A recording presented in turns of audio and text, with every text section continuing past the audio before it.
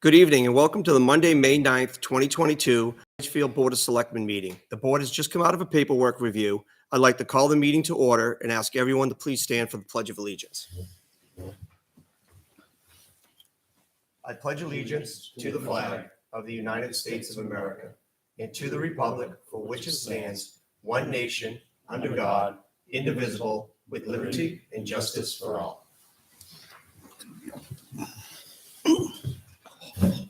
First item we have is the review and approval of consent items.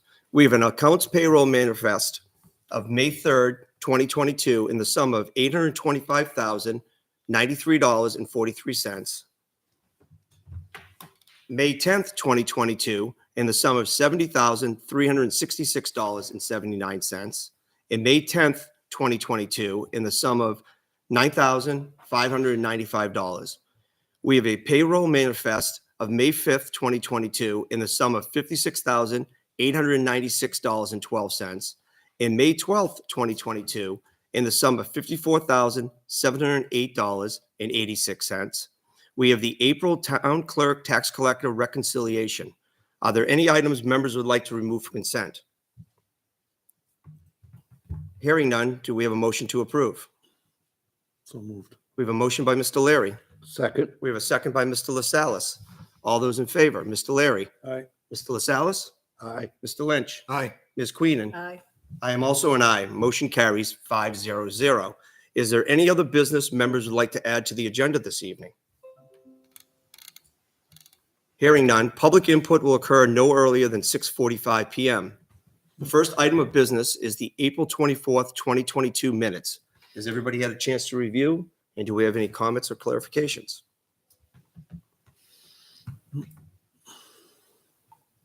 Hearing none, do we have a motion to approve? So moved. We have a motion by Mr. LaSalle's. Second it. We have a second by Mr. Lynch. All in favor, Mr. Larry. Aye. Mr. LaSalle's. Mr. Lynch. Aye. Ms. Queenan. Aye. I am also an aye. Motion carries 5-0-0.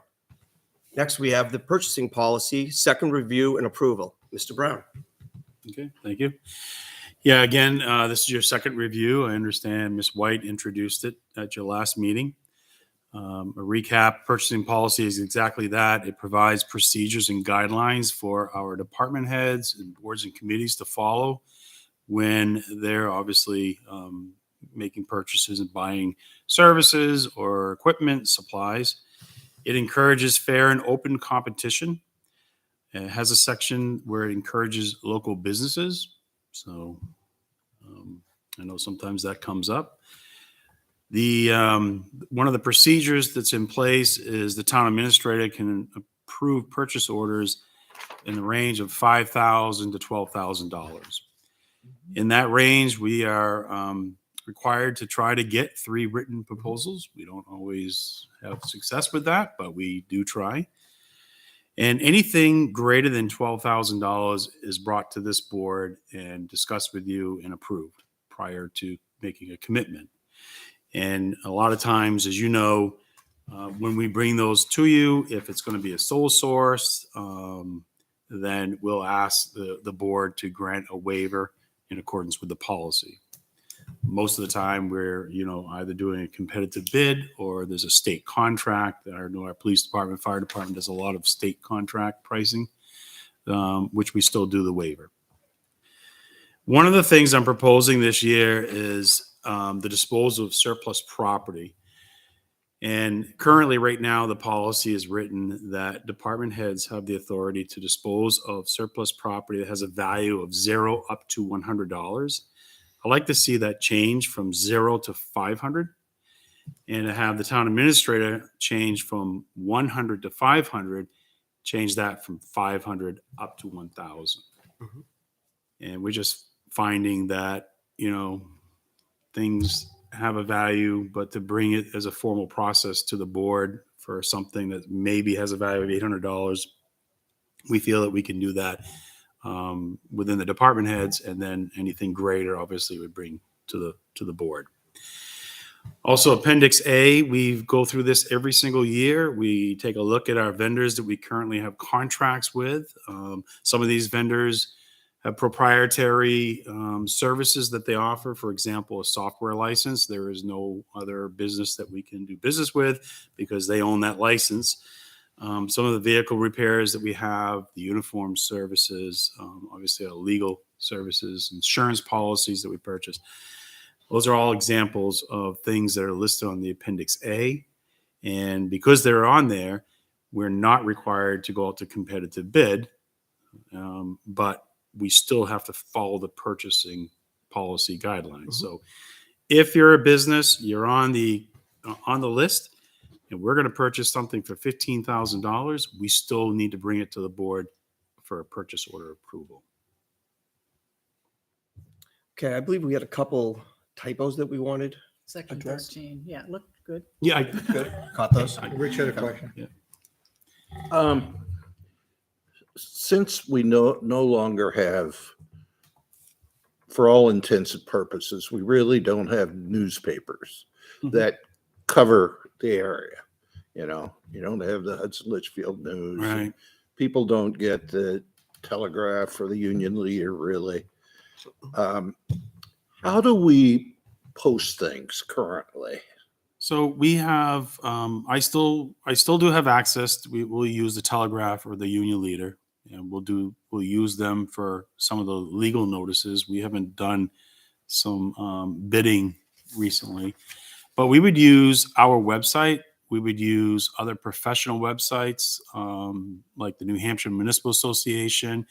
If we were doing some road projects, say, we might tap into the New Hampshire Road Association and try to reach those types of very specific websites to get the word out. Would it be allowable to put something on social media? Like, for instance, if we were going to dispose of an old cruiser or an old piece of equipment or something. Usually exactly, it's a good question. When we have a public hearing or something like that, a lot of times I'll ask our IT director to post on our website and cross post on social media. So it could show up It on the could show up. WhatsApp page Yep. or whatever. Yep. Because that's where people get their information, you know, Mhm. and job openings and Yeah, that's where we're getting, Can most we of the build attention. that into the policy? I think it's there. We're I didn't notice it, encouraged to get, to get the message out and, but I do think when we're doing those large purchases just to really have it documented, having that legal notice in a newspaper, which we still can, is that's one way of at least showing evidence we've done it. But, social media is probably the best way to get the word out. And we do, if I'm doing, like, say I was going to do a painting project or something like that, I'll try to find 6 different contractors and send them direct notices in addition to the advertising. And that always works well too. Don't just assume everyone's going to follow social media and all this. If you know that there's contractors that do the work, give them a heads Yeah. up, contact them directly. Yeah, goodness knows we need good painters, you know. Yeah. Hard to Yeah, it find. didn't work for you last time, It did didn't work for the last time.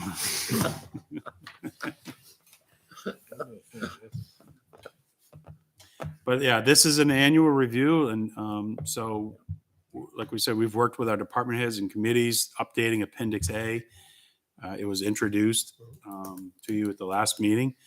So if you're acceptable with the proposed changes to the disposal of surplus property, then the board could approve this tonight with the recommended amendments. So is everybody good with the purchasing policy as written and reviewed? The only thing I would add to it maybe is just to let the board know that you're going to dispose of something. Because probably the worst thing that could happen to any of us is a resident come up and ask us, we heard the town sold this. We know nothing about it. Mhm. So maybe just drop us a note. So I could I could actually add that I'm thinking in the town administrator section where it's 500 to 1,000, because that's going to be the area where could generate some public discussion. I could add to the policy, the town administrator has the authority 500 to 1,000 upon notification to the Board of Selectmen. Yeah. That way, it doesn't require you to have a decision, but it requires me to give notice that I'm disposing of something. Same thing with the department heads. Have same thing. Just so Yeah, we know. okay. I can add that to both sections. Okay. Everybody comfortable with that? It allows us, if you hear something, we can come back and Yeah, Yeah. I have a personal example of that. Back in the mid 80s, when I was on the rec committee, we bought a Farmall from J.D. Hale. All right. It was a Super C. Okay. I loved that tractor. I used to mow the grass for nothing until Cecile got on me and I had to charge. But then when I got off the rec committee, they parked it down by the dump in the building.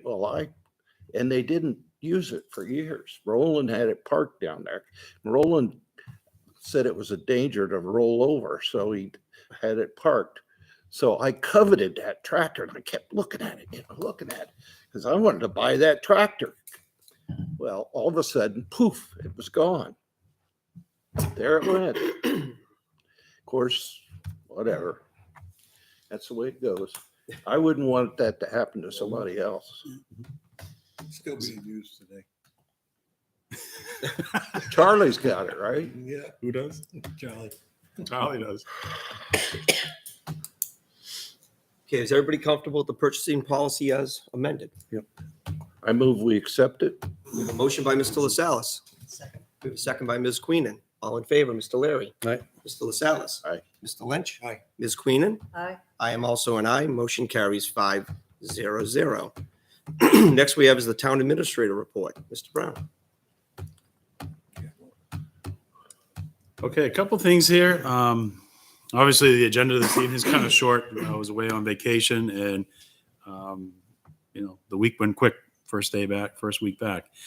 But one of the things happening this week is our 2021 audit will start. The auditors will be here Wednesday and Thursday, so that they're looking to be in the building for 2 days, 2 solid days. They've already started their process. They do a lot of the pre-audit, requests for data and information prior to arriving. So we've been busy trying to give the information that they've asked.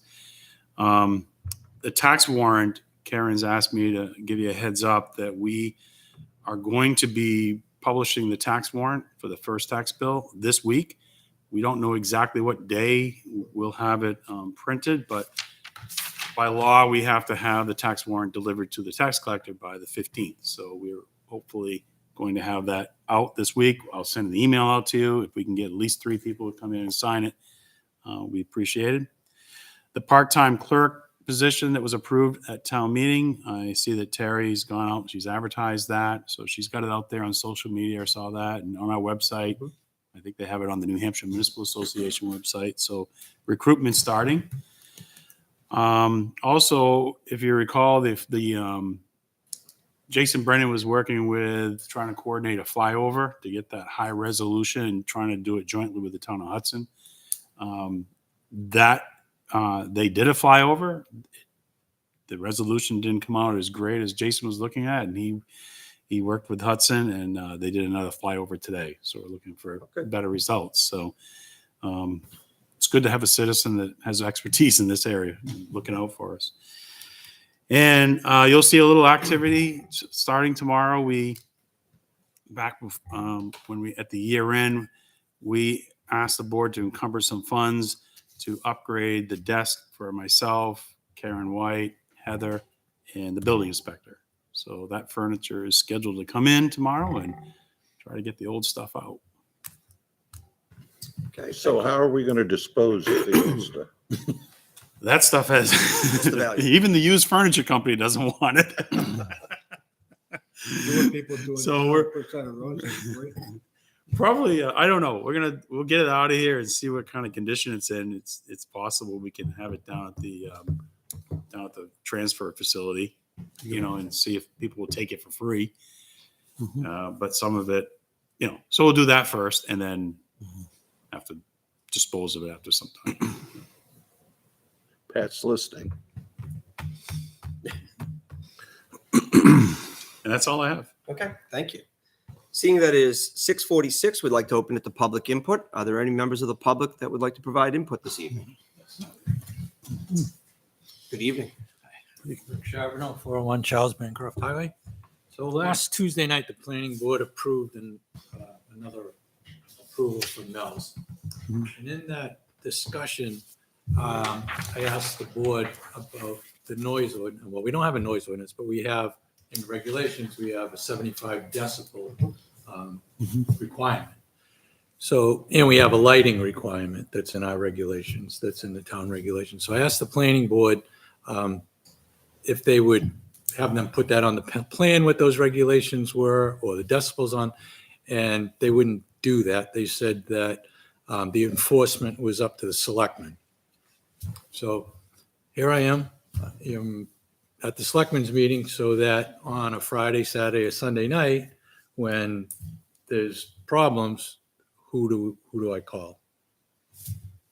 And what do we do to get the equipment so that someone can check decibels and check lighting and things like that? So I believe Ms. Queen's been working on. How are you? Long time no see. I was going to report on this on my committee reports with Harris tonight. Let me go to that one. I think, I'm trying to remember, you did bring up that on site plans in the past, maybe you had to put down something about noise on your Well, site plan I notes. have site plans where I actually have development agreements. Almost all my plans, like Pest Conway has a development agreement. All the things I have development agreements. Mhm. And I've mentioned that to the board in the past, but the board doesn't seem to have any interest in doing development agreements anymore, which is fine. You know, Yep, I and I- understand that. Yep. But when there is a problem, like, last year when the band was playing till 10:30 at night, I don't think any of us need to listen to that. And Yep. that shouldn't happen. Or they're blowing off fireworks which aren't legal. They shouldn't be doing, things like that, or blowing off cannons or whatever they're doing. So when that's happening, I think we should be able to call somebody. It's just like last year they put signs up down in front of my field, and I went out and told them they can't, but they did. So, and there was no one to call. So I guess if they're going to do stuff like that, or even any signs that they put up that aren't on the site plan, if they're not on the site plan, they can't have them. And they put up a whole bunch of signs that aren't on a site plan. So who do we call as abutters? So I think the comment about the noise, just one of the members said not to put it on the plans as notes because it's an ordinance, so she didn't want the duplicate. That's the only reason with that. What we did is, I had a note here that said at a prior Board of Selectmen meeting, I also had discussed identifying a process of reporting violations, whether they're site plan, zoning ordinance, noise, etc. And you wanted also for on hours and off hours. So we have started the research on that. I did speak with Kevin already to gather some information from him on whether we follow up with the police department or we contact our code enforcement officer or we contact zoning. I am meeting with our building inspector, code enforcement officer on May 12th. We do have an existing form I see online for violations. I also, we're collecting the data before we have a discussion about it, but we have some stuff from legal, also the New Hampshire Municipal Association on what they suggest you also do, make sure you have certain things on your form. So we're just really, I don't know personally the whole process. So we are going to say, what is the current process? What do we do? Maybe look at what maybe should be in there, and then I'll broadcast the information here to everybody of what we find. But the thing is, so when it happens on the Friday night, Saturday night, Yeah, Sunday nothing night, happens till Nothing Monday. happens till Monday. so nobody ever gets to witness the violation. So that's where I have a problem. Yeah. So how do we do that, and who do we call? Do we call who? Yeah, so that's the revised We call policy the we want to come police up with. department, or at least the police department should know what the regulations are if there is a call, if they go out and if there's have a meter, and you guys pick it, I'll pay for it. I don't care. Light meter or whatever. I mean, Yeah. but you you need to pick it, what meter, or the zoning administrator, or the police department, or whoever. They pick it. I don't want to be part of the pick, but if there's no funds for it, I'll pay for it. Okay, so that they have it. And that way, when we make the call, they can, whoever is going to do that, we can call them, they can come up and check and see what that is, whatever that is. So we need a discussion to see what we do today, which might have gaps. And I think it's good to start the discussion now before it all Yep, happens. before it all So starts. that's Right. why I'm here, just to start this discussion so that we can. And who do you call? If you're the public, do I make a phone call? Who do I call for what situation? Yeah. We better document it so we look like we're working on, we just can't do things verbally. So we really No, I want to look at understand. what's happening. Yeah, and that's all I want. Just get it started so that we have an avenue. Anybody has an avenue.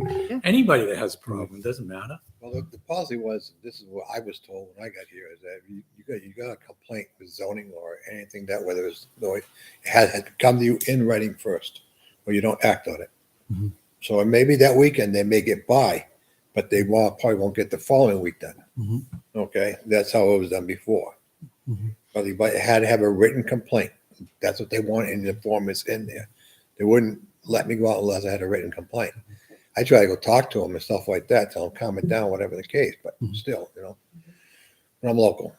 I'm not doing it anymore. Sometimes jurisdiction is really cloudy, like in the case of It the is. signs last year, is it DOT or is it the local police? Is it zoning, it sometimes it's pretty cloudy, If it's in the right of way, it's DOT. But again, they're not going to come out on They're not coming out on That's Sunday. Saturday for do it. it. Yep. Yeah. That's the name, but the following week, when they have the same events coming on again, this is a learning curve, and I understand what you're saying, Rick, but this is common when zoning or in enforcement actions like that. Me just going out, they never called me up on a zoning complaint or a violation. They'll call me Monday, the complaint will come in, and I go out, we end it for the rest of the year. That's how it doesn't happen that one time. It's not a criminal violation, it's a civil violation. Okay, so there's a difference. But over the past few years, this has come to us several times. So I think we really need to define our policy on it. That's all. I can think of every year, at least twice, probably for the last 3 years, that we had something that came to our desk. That's all. And it's after. I mean, so if we complain one weekend, then the next weekend they don't do it when someone comes out. So It's it's got to solved. be someone that's do it when the violation is happening. That's Yeah, and so this somebody needs to come out and whether see it's, it. so who comes and sees it, records it, then there's usually a first warning. Yeah. Then there could be fines, and then, so if these forms are filled out, so if it gets further downstream, you already have the information. You got documents to go Documented through for the product. courts. So we have Captain Scotty with Yeah, us, who's who I think also- has some input to that he would like to give. I think a suggestion would be for whoever has the complaint to call us, and then we can document it in a no crime report. That's something we do, and we can forward it to code enforcement on Monday. So that way, the officer's a witness, sees it happening, meets with the reporting party, sees what's going on, documents what they hear and see, along with what the reporting party hears and sees, and then that gets forwarded on. And then if it's a zoning issue, or if it's Yeah. Yep. that type of That'd be issue, beneficial. I think So- that would that's why I do it. alleviate some- But that's why it's important that somebody has the tools Yes. to do that. So that if they're blowing off fireworks, they can go there with a decibel meter and say no or yes. I mean, you can't tell just listening to it. You can say, oh, I think it's Go to the loud. property line, hold the meter, and see what it Hold the is. meter. It is. The same thing with lighting. When when the lighting's there, we have requirements for lighting in town, and someone just has to go there and maybe the building for the lighting. I think the building inspector or the code enforcement officer needs to go a couple times when they open up for them to say, hey, you guys are out of compliance. Get in compliance. Yeah, and Noise sometimes, is the one that you got to when it's happening. But lighting, whatever they set up for lighting, I think it's proactive to go ahead of time and say, your lights are too bright. You have to get a different light. You have to tone this down. You have to do whatever. so this gets into initial violations, then if there's a second warning, sometimes they want a police officer to go, so I think we have some research to do here, Yeah. and then all the parties, and then come back together and figure out a policy for this. Okay, but it's getting the tools. So again, however we get the tools. I think in the meantime, we should investigate getting what we need for sound and light. Yes. Yeah. I think, and find out how much it is. And I'm sure we have money somewhere for it. I think it's hearing the discussion. I think it's going to involve, a representative from the Board of Selectmen, police, maybe fire, and our building inspector, and actually talk out some of these scenarios and really come up with a system. Thinking about the resident on the weekend or anytime after hours, one of the things that we purchased this year in the budget is a software where our IT can make up a complaint form, and it's a fillable PDF, and it's programmed so that you can put in all the information you want. You hit send, and in the back end, it may actually go to 6 different employees. You as the customer or the resident, you get a confirmation email. Once you fill it out and you hit send, it comes back and says, your message was sent. Thank you very much. So you now have documentation that you've done something, and we decide where the notification goes. So at least the notification after hours is something that we can make easy for staff and for the resident. But then it's the question about when it comes in, and it's a Saturday at 1 o'clock in the morning. How are we dealing with that? And that's going to be It a should be closed combination down by between then. police and staff and everything. So it's a good discussion. It's the same thing as if a couple nights during the year, the code enforcement officer goes out there when tell them to run it just the way they're going to run it. Yeah. And when they're too loud, they can say, "Hey, this is where you're too loud. You can't do this." And then that's being proactive about it and letting them know ahead of time. Same thing, again, that's why I say with the lighting, go out there ahead of time. Try to keep the lighting down so it's right. Fine. Keep the noise down so it's fine. And then they can comply. And then at that point, if they don't comply, then shame on them. But at least everybody else tried to make it so that we don't have to listen to it. That's all. I think it's important too that we build into the system so that they know what the requirement is, What they violated, you mean? Well, no, No, ahead what of time. on the approval Ahead of we're time. referring to. Like when they apply for the What permit. approval are you talking about? Okay, for noise. Yeah. You can't be above a certain amount of decibels. Right. That needs to be built in so that they understand that they can't be above this amount of decibels. In the hours. Yeah, it's in the ordinances, but It's in the ordinance. it's in the zoning ordinances. It's So in the you can, zoning. the police can point to that zoning ordinance and say, that one there. And they understand they have to comply with that. Yeah. Because in the past, I mean, it sounds, Mm. it's like, I think it would be very, very helpful if the zoning administrator when they go and tell them they need to run the way that they're going to run all the time and do all the things they're going to do and spend the night there checking it so that when they're out of compliance, he can say, this is when you're out of compliance. It's not out of the ordinary to do a pre-site run. No, Normally, we do run a pre-site but we've had different events show up here just recently, Yeah. COVID and stuff like that. So a lot of different things have changed. Now we got to, and the approvals process, that doesn't happen as much. You're talking about the site plan approval, or Yeah. you're talking about the special Site- event approval? That's another discussion. But if you got this, and this, we got to sit down and go over the whole thing because things have changed. Things are In the last changing. 2 years, things have changed so much, it's been ridiculous. I know when I did it, I used to get called in at different towns. If there was an event going on, I had to do a walkthrough to the whole thing, make sure everything was in order as it was approved and done. They change things on you. You got to go play with them again.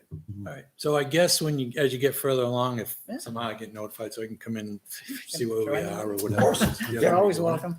No, I know, but I don't want to come. Well, we're just researching at this point. Yeah, and when you get it, Yeah. a month from now or 2 months from now, whenever that is, just if you can let me know, I'll come back in and we'll discuss it and make sure we're on the same page. Definitely. And run it by That'd be good. legal. and- Absolutely. Okay, I don't know. thank if you. they're Thank you for your grandfathered input. in. Have a good night. Thank you. No, it's enough. Are there any other members of the public that would like to provide input this evening? Yes. Hearing none, we will close public input at 7:01.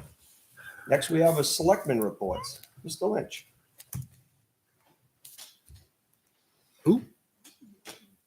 Selectman report, you. You're gonna do town administrator? You already did it. You did it. Oh, you? Do you want to start with me down at the bottom? Fine, I'm happy with that. Okay, we're going this way. Yeah, conservation met. They're gonna have the derby at Park. They got police and fire working with EMTs, the first of my time at a fishing derby. But the parking is gonna be discussed and worked out. That people are gonna be running around with certain the colors to help the people who are there to go here and there and everywhere. And it looks like it's a go.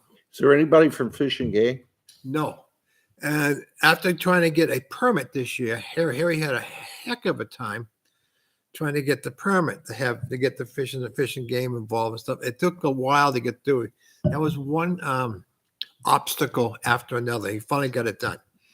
He never had this happen before. The original person who was issuing the permit retired or left, so he had to start the whole process over again. It's like anything else. You get a new president, start over. Do you know what the ages are? Up to 15 max. 15. Up to Yep. 15. Sorry, we can't go. They're gonna have prizes for different categories, and Paul Lemire donated a whole bunch of stuff, Yep. prizes and everything. So it should be a good event. It was always a hoot. Well, it was great.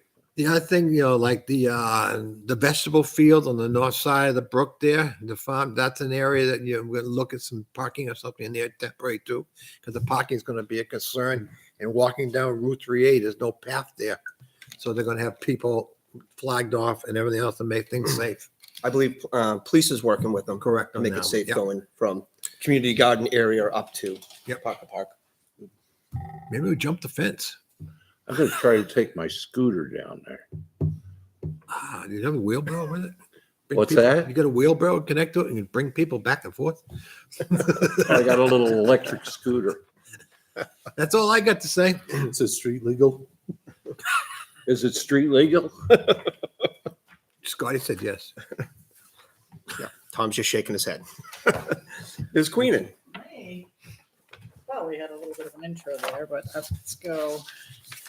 I've passed out my report to everybody here.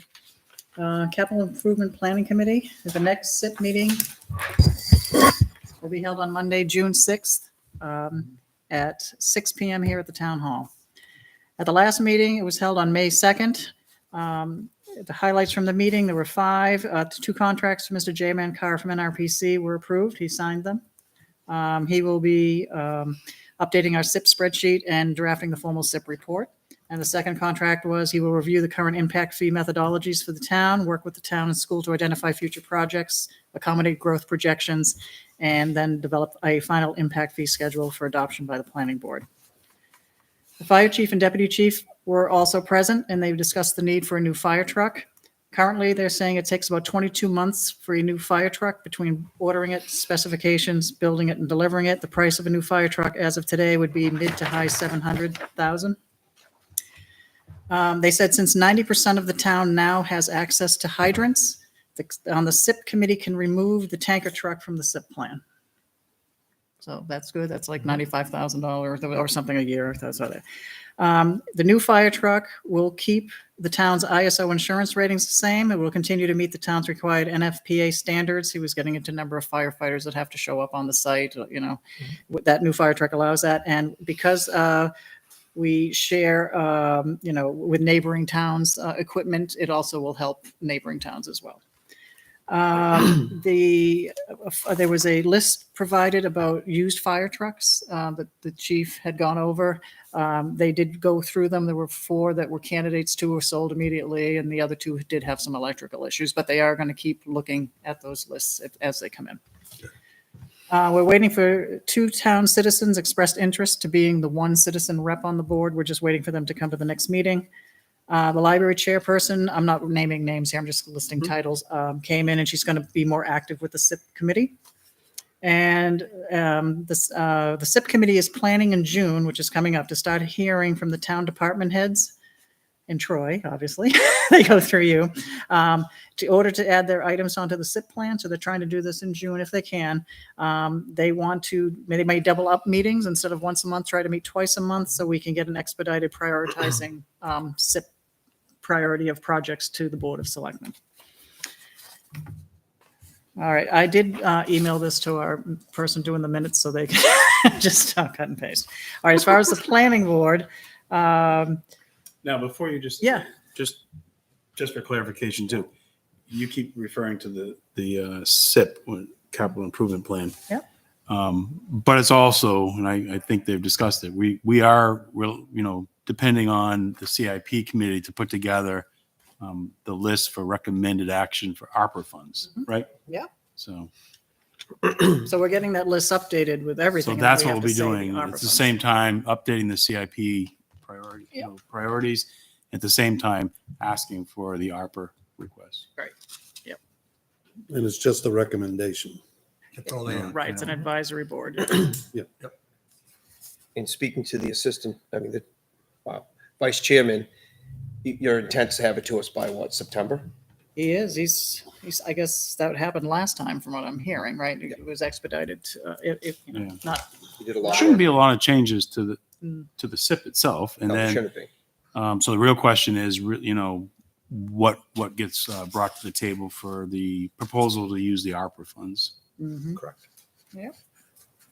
good point. I like the name change, SIP. What'd you say, sip to zip?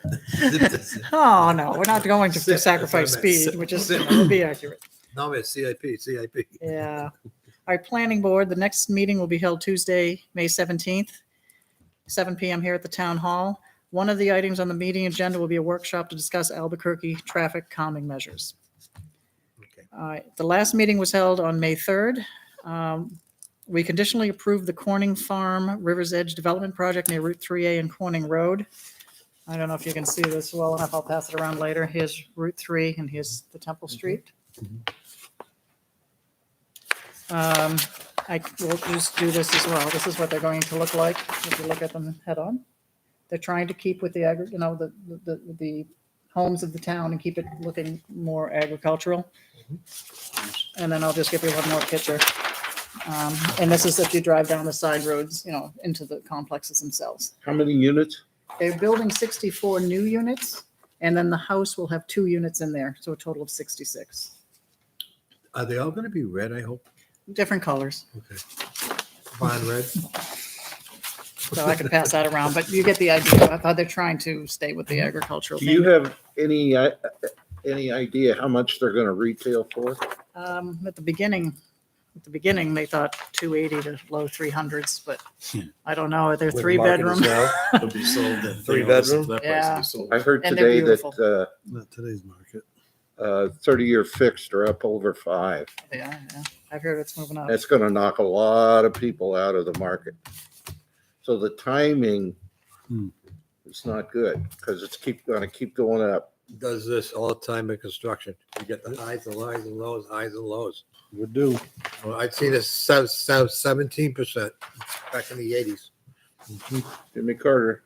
So that was improved. That was approved conditionally. The main thing is they'll work with Luke Harron on drainage, finish up the calculations on that. But he didn't seem to think it couldn't be solved. All downhill. Did they indicate when they thought they might actually break ground? Do they have Not any of to that me. discussion? No. Not with us. No. Okay. They're gonna each have their own septic systems? Common. I think it was common. Common, Common. Yeah, Common there's they like feel. 3 They're common common. ones in the back. up there? No, there's no sewer in that area. Okay, so with that said, because they're across from Corning Road on 3A, Mhm. that intersection already is in trouble with the DOT as a grading system of a D. When they move in, it'll still remain a D. It's not going to get worse. They're inspecting in 10 years for that intersection to fail, which means if you're leaving Corning Road and you try to take a left on 3A, in 10 years, they expect that wait to be 3 minutes and 311 seconds or something. So 5-minute wait to take a left turn. So they know it's going to fail. So why I'm bringing this up is, since DOT is aware of the problem, maybe we can work, and I don't know the process on this, the TIP plan to get on the 10-year plan since it's gonna fail in 10 years, maybe we can work to get a grant for 10 years to fix that intersection.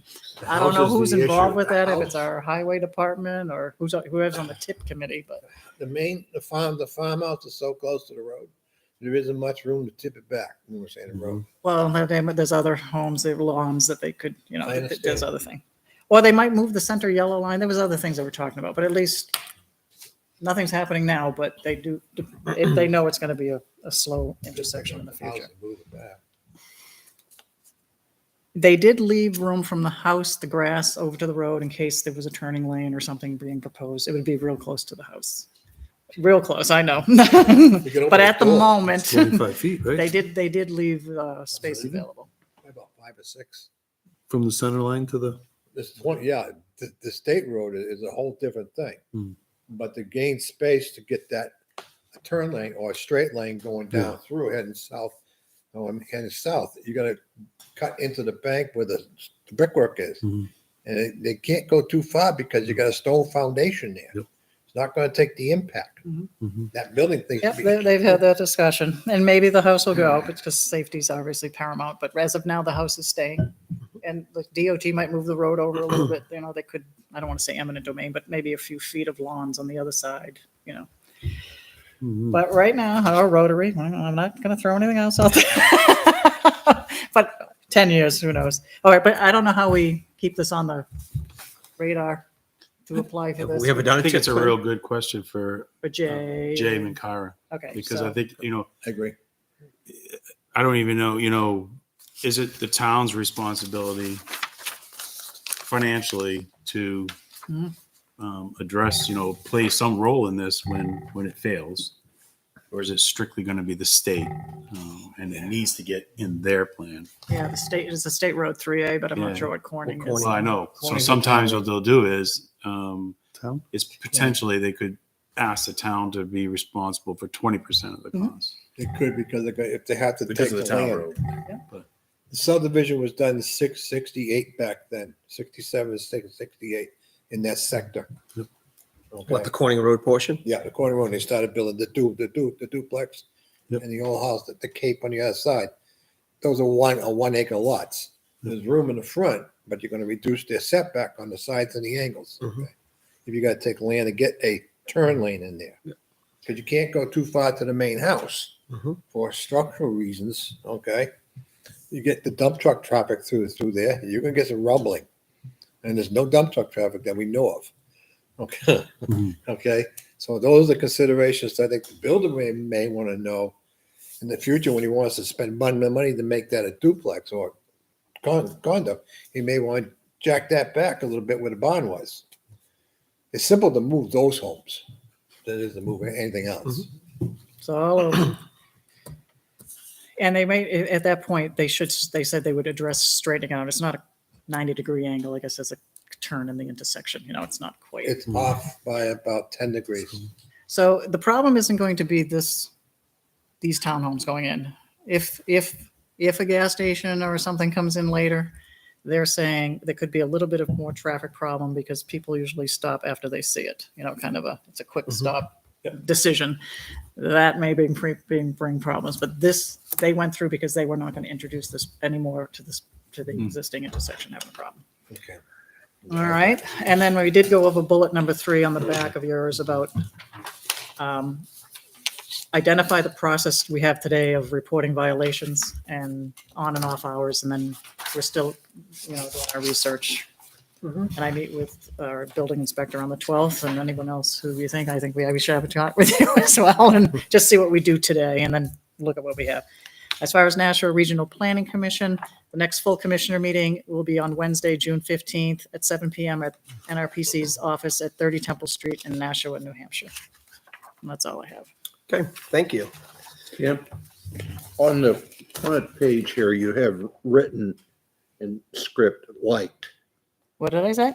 Liked. Oh, I liked it. A light, right? Light. Light. Oh, that was for Mr. Charbonneau. He's going to talk about lighting and he was going to talk about noise today. Okay, where would the traffic signal be if it was? There is no signal going in today. What's that? There is no signal going in right now. Okay. It's going to stay as is. About lighting up there? No, that was my own notes that I was taking. Okay, never mind. That had nothing to do. Yeah, I thought. Oh, you thought I was putting a traffic light in there, Yeah. right? Yeah, no. Not me, but All right, from my side, last school facility improvement meeting got canceled due to school vacation. We have another one this Wednesday, and the next Recreation Commission meeting is tomorrow evening. Mr. Larry. Budget meets May 26th. You look for the date. We haven't met since April. Mr. Here's Lazarus. the calendar. I'm sorry, Oh, it's you. you're done. Mhm.